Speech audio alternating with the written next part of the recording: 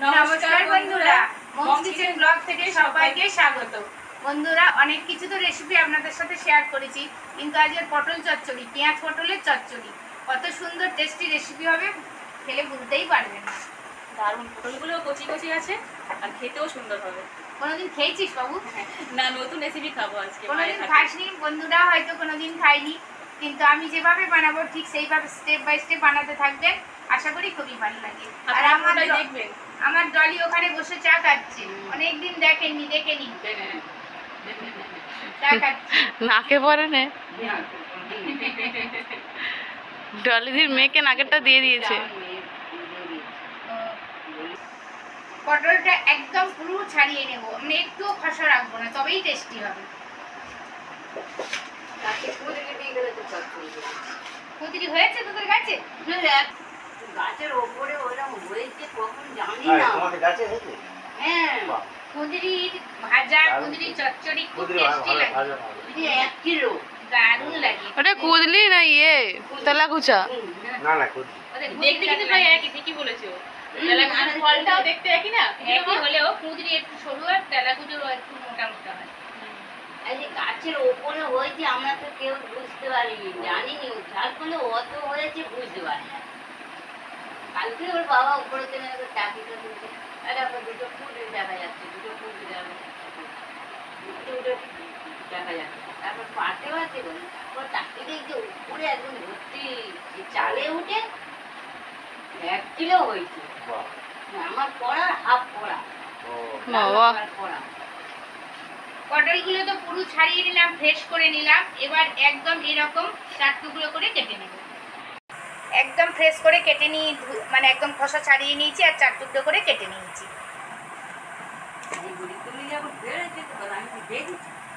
কুদরি গাছ এমন, তুই যদি গোড়াটা রেখে যদি গোটা গাছ কেটে দিস, আবার তার পরের বছর পচিয়ে তাতে থেকে অনেক ও গাছের মরণ হয় না।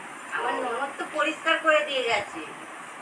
আমার যে ইয়ে তো হয়েছিল, ও ভাইয়ের ঘরে ঢুকে যাচ্ছে বলে সব পরিষ্কার করতে পটলগুলো তো দারুণ কচি রে। সেই থেকে তো ওর বাবা ভালোই হবে, হয়নি। আর আমাদের মুরগি পশু পুষেছি, সে পশুরা সব খেয়ে নেয়। গাছেই হয়, সে মানে রাখে না। আরে তোদের যে অত মুরগির ডিম, তোদের অনেক মুরগি পুষলি, ডিম পারে, বড় হয়েছে তো। বড় মানে বড় জাতের নয়, এগুলো সেই ছোট জাত। কেটকি কেটকি, হ্যাঁ, কিন্তু ডিম পারেনি। এ বাবা, আর আমি আশায় আছি কবে ডিম পারবে। ডিম বাইরে বড় না, বয়সে বড় হয়েছে। বয়সে বড় হয়েছে, কিন্তু দেহতে বড় হয়। দেহতে বড় হয়। আর মানে খাচ্ছে ও, আর ঘুরেতে পায়নি বলে বিক্রি করতে, ও ঘরের পয়সাতে বিক্রি করতে। ডিম পাচ্ছে না, ডিম পাচ্ছে না, ডিম পারেনি, কিন্তু টাইম হয়ে গেছে, তাই তো? আমরা আশায় আছি। একটা তো মরো। আমি বলি ফিস্ট কবে হবে, মুরগিটাকে বলা হয়ে গেছে। ওর বাবারে দুটো করে মুরগি মোরগটা বড় হলে আমাদের দেবে। বাবারে দুটো করে মুরগি মেরে মেরেছে। আচ্ছা ফিস্টটা কবে হবে? একটা আছে, দুটো করে খাবার মধ্যে নেই, বলতি না, খাওয়ার ঘরের পয়সা খাইয়ে আমার লস। মানে ছোট জাতটা ছোট। আরে আমি হ্যাঁ, পটলগুলো তো ভালো করে গুছিয়ে কেটে নিলাম, এবার জল থেকে ভালো করে উঠিয়ে নিচ্ছি।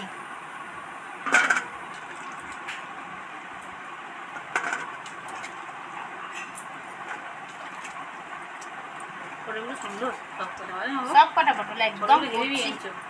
দারুণ।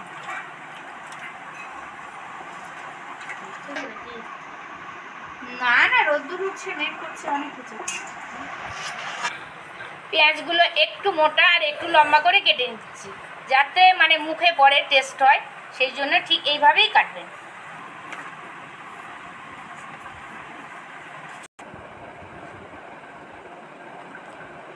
পেঁয়াজ তো কাটা কমপ্লিট হয়ে গেল, এবার আলুগুলো কেটে নেব। পটলের চচ্চড়ি আলু এরকম পাতলা পাতলা করে কাটবো, যাতে ভালো সেদ্ধ হয় আর টেস্টও হয় আর দেখতেও সুন্দর হয়। ভালো করে ধুয়ে নেব আগে।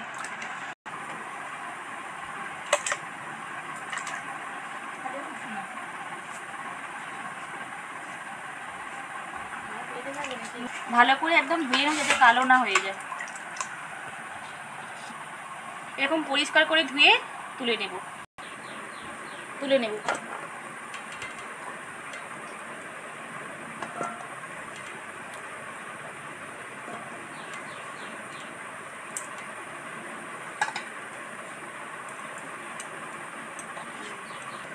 টমেটোটা এরকম লম্বা লম্বা করে কেটে নিলাম।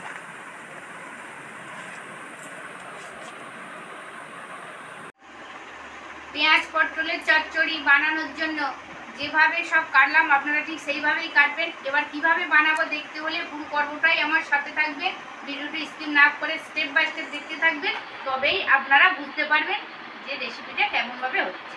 আসুন রান্নাঘরে চলে আসুন, স্টেপ বাই স্টেপ আমি আপনাদের সব কিছু শেয়ার করব। পটলের যে কোনো রেসিপি, পটল তেলের মধ্যে ছাড়লে ওর যে একটা মিষ্টি গন্ধ, রান্নাঘর একদম ভরপুর, যেন মনে হয় ওই খাওয়াই হয়ে গেল।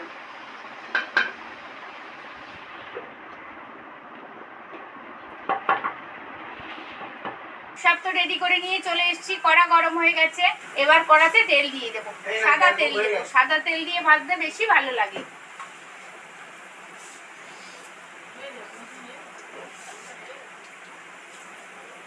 পটলগুলো তো তেলের মধ্যে দেবো, কিন্তু তার আগে তেলের মধ্যে একটু নুন ছড়া দিচ্ছি।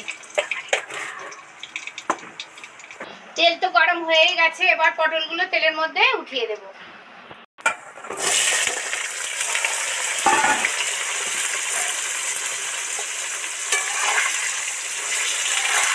বলি সেই ঢাকাটা নিয়ে এসো তো বাবা, যেটা ঠিক 5 মিনিটের মতো ঢাকা দিয়ে দেবো। ঢাকা দিলে তবে সব সবটাই তাড়াতাড়ি ভাজা হয়ে যায়। পটল তো আধা ভাজা হয়ে গেছে, এবার এর মধ্যে এই যে পাতলা পাতলা আলু কটা উঠিয়ে দেবো।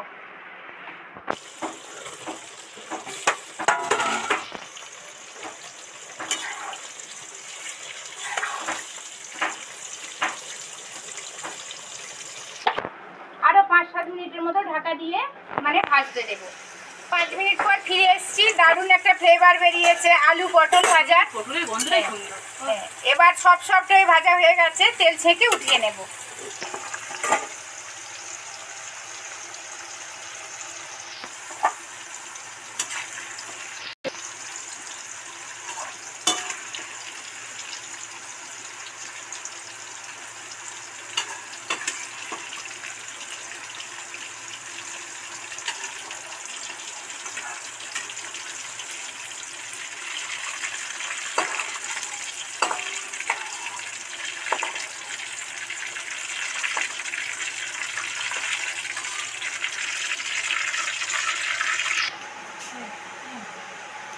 এবার এর মধ্যে একটু সর্ষের তেল দিয়ে দিচ্ছি। সাদা তেলে তো ডিপ ফ্রাই করে ভেজে নিলাম, সেই জন্য অল্প পরিমাণে সর্ষের তেল দিয়ে এই রেসিপিটা বানাবো। দুটো শুকনো লঙ্কা,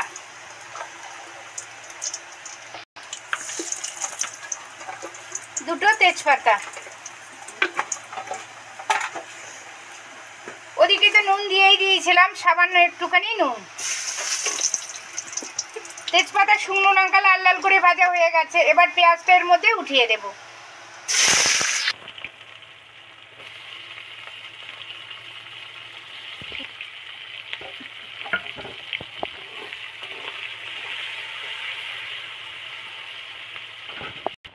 পেঁয়াজটা সবটাই ভাজা হওয়ার জন্য আরো 2 মিনিট ঢাকা দিয়ে দেব।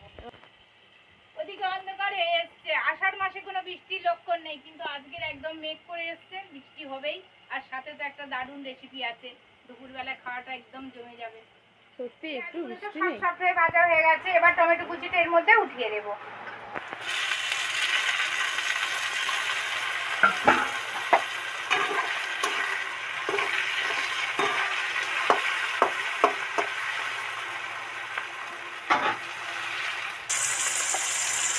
তেলের মধ্যে একটু হলুদ, 1 চামচ লঙ্কা গুঁড়ো, সামান্য একটুখানি বাতাসা চিনি অ্যাড করলাম। ভালো করে নেড়ে চেড়ে মিশিয়ে দেব।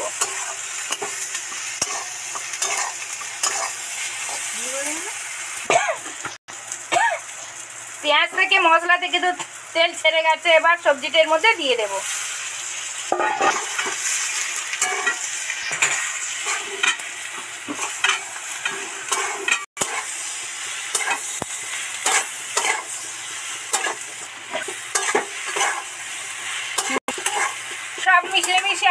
হয়ে গেছে, মশলাগুলো সব কিছু পটলের সাথে মিশে গেছে। এবার জল দিয়ে দেব।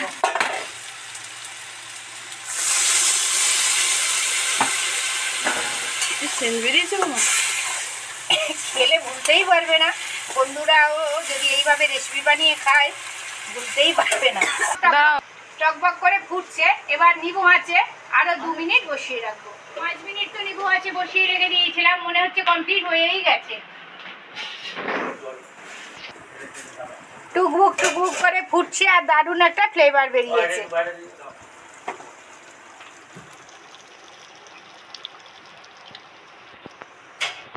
আপনাদের সাথে তো দারুণ একটা ডেলিশিয়াস রেসিপি উপহার দিলাম। দেখা হচ্ছে পরের ভিডিও নিয়ে, কোনো এক নতুন রেসিপি নিয়ে আপনাদের সাথে চলে আসবো। ভালো থাকবেন, সুস্থ থাকবেন, সাবধানে থাকবেন আর আমার চ্যানেলকে সাবস্ক্রাইব করে আমার পাশে থাকবেন। নমস্কার, ধন্যবাদ।